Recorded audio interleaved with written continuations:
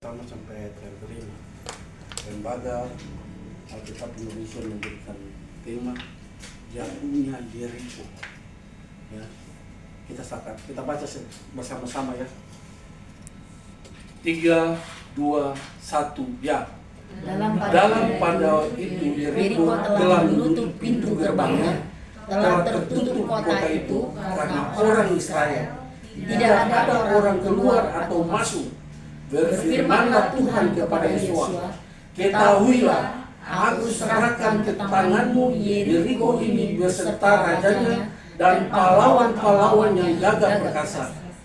Haruslah kamu mengelilingi kota itu, yakni semua prajurit yang harus mengendarai kota itu sekali saja. Demikianlah harus engkau perbuat 6 hari lamanya. Dan 7 orang imam harus membawa 7 sangkakala, tanduk domba di depan tabut.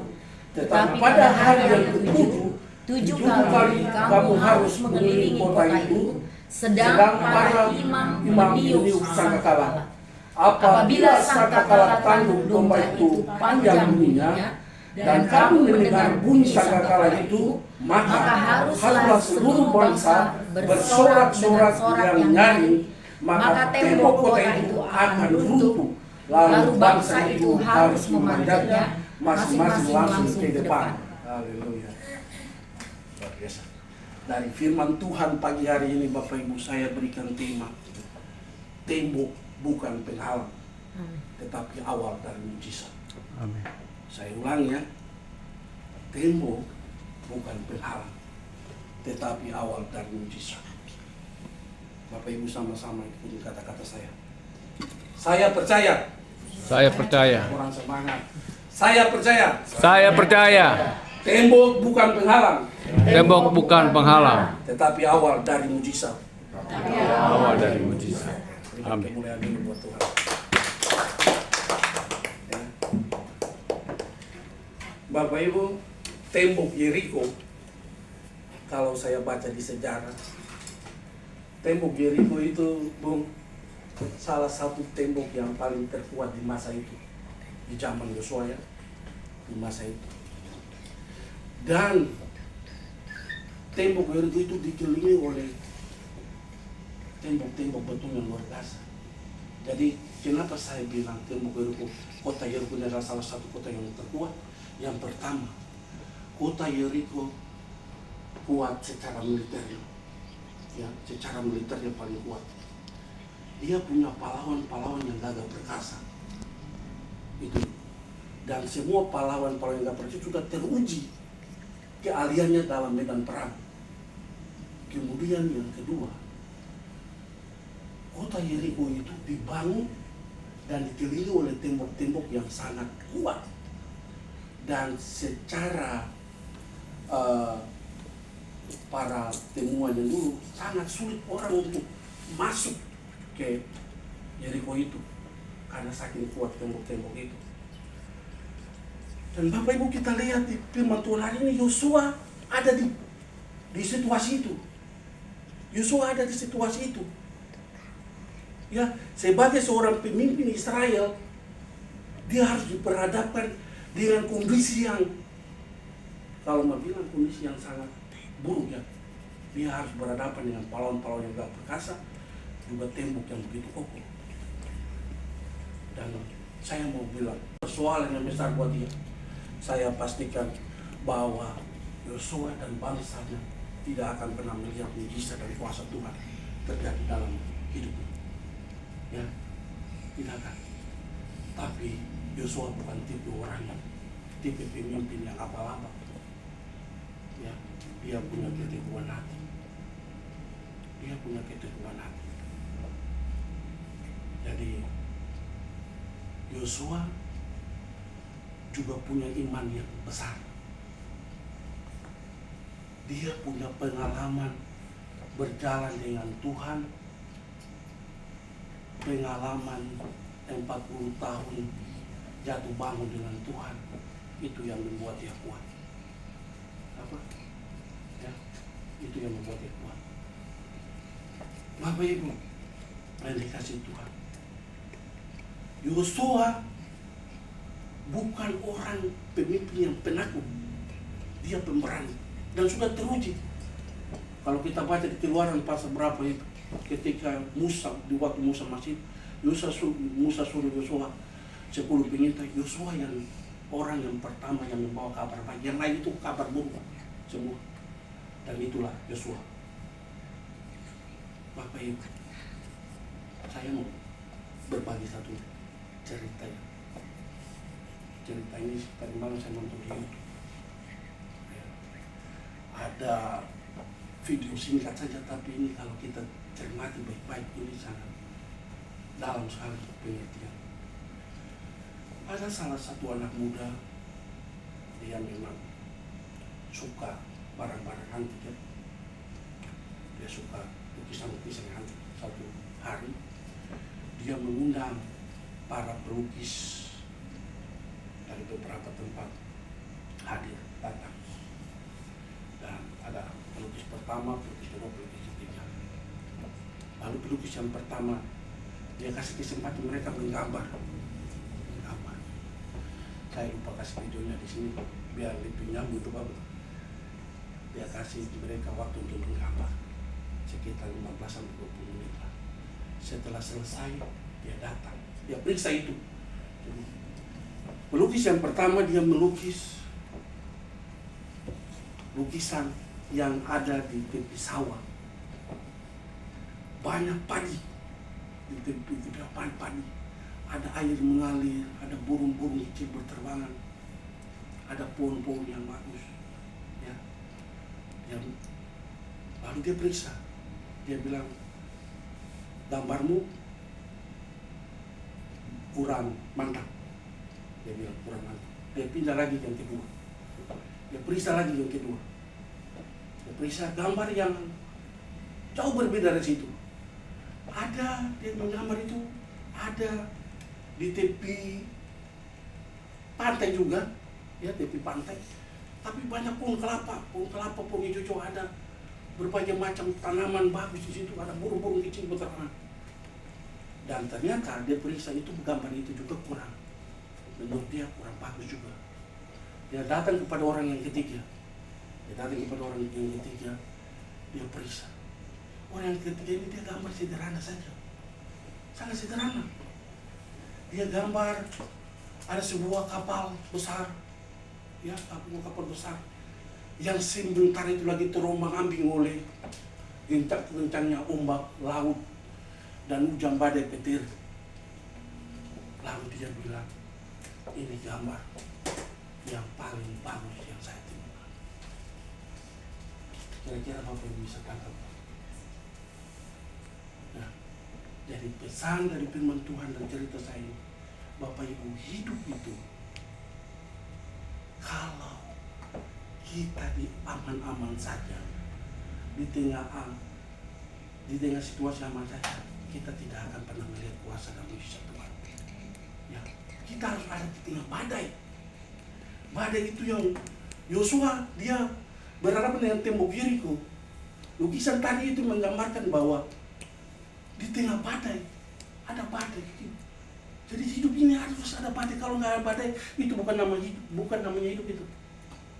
Ya, jadi Bapak Ibu yang dikasihi Tuhan, saya melihat gambaran dari cerita tadi itu, saya menggambarkan hidup saya saat ini.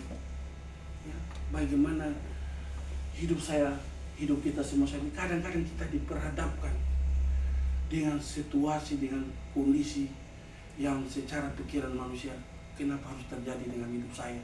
Kenapa saya salah apa Tuhan? Kenapa harus saya? Kenapa bukan dia? Ya, tapi kenapa harus saya? Ada badai-badai kehidupan, ada banyak pergumulan hidup dan kita masing-masing kita akan ada di situasi itu. Ya. Oleh karena itu saya mau bilang Bapak Ibu, kalau seandainya hari ini Bapak Ibu dan saya ada di dalam kondisi itu, saya cuma mau mengingatkan, jangan pernah takut. Amin. Teruslah melangkah. Tinggal satu langkah lagi. Setiap tembok tembok yang merintangi pandangan Bapak Ibu akan Tuhan runtuhkan, akan Tuhan hancurkan, dan Bapak Ibu akan melihat kuasa dan mujizat demi mujizat Tuhan nyatakan buat hidup saya dan Bapak Ibu. Ya, itu. Nah, kemudian saya mau bilang Bapak Ibu, tentunya tidak mudah untuk kita bisa menjadi orang yang kuat kalau kita tidak memiliki 3 hal ini dalam hidup. Yang pertama, kita harus percaya.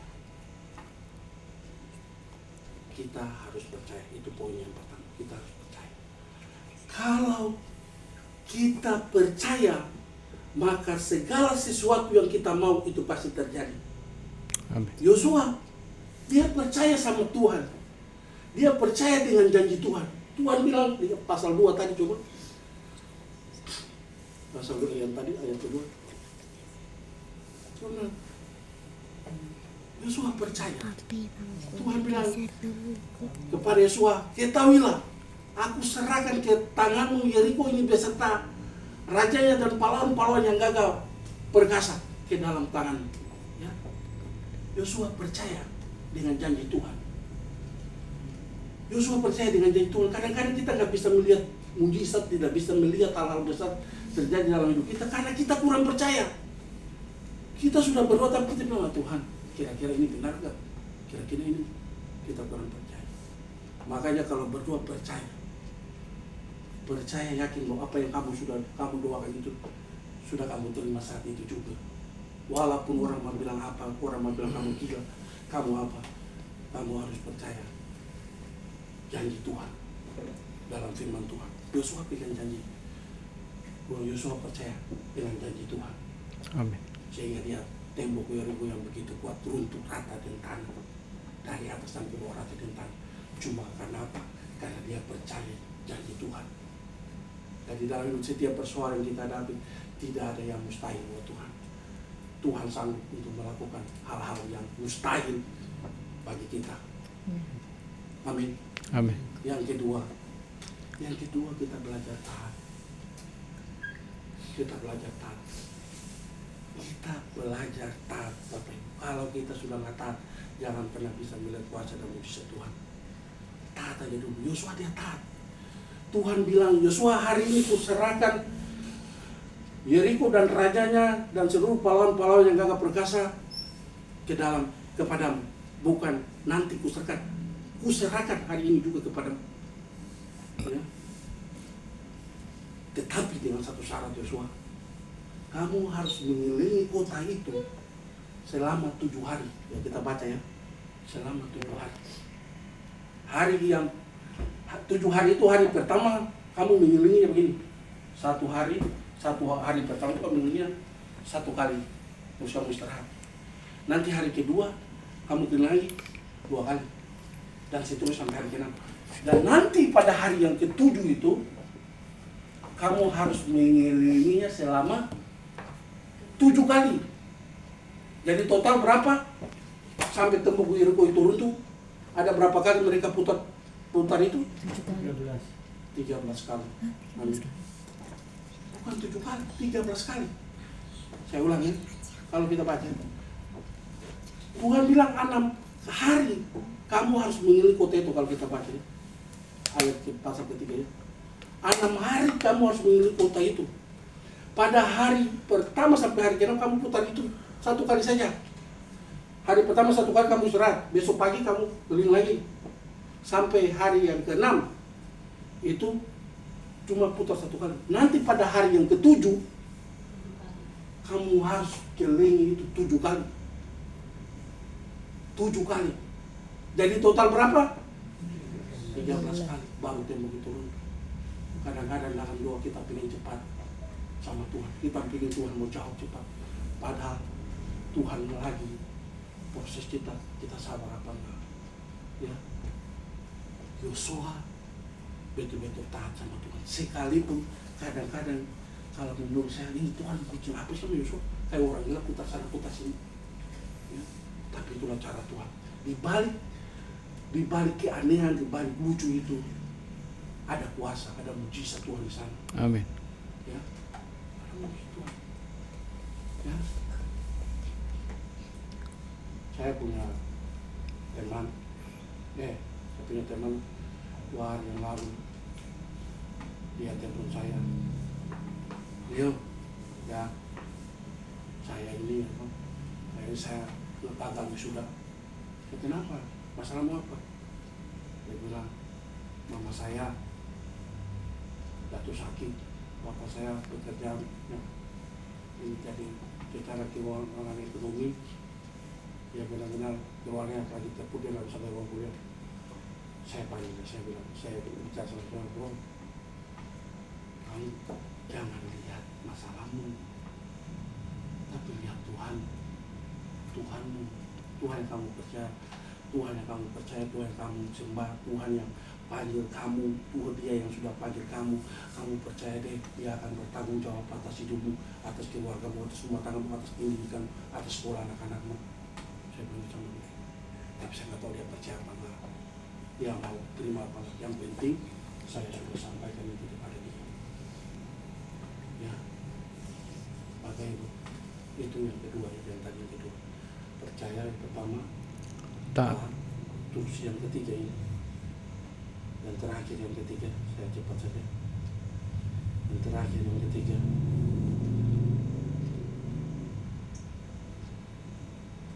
yang ketiga itu saya catat di sini.